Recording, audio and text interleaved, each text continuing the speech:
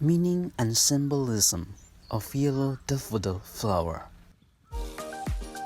Daffodils are first perennial flowers to bloom after a long, cold winter. Daffodil flower reminds us of sunshine and the coming summer.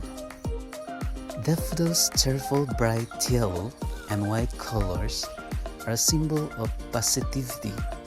They are a happy flower that signifies joy and an appreciation for being alive. In China, daffodils bloom around Chinese New Year and a symbol of good fortune, good luck, and prosperity. Each of the milestone wedding anniversary years has a traditional flower, and daffodils are the bloom for the 10th wedding anniversary.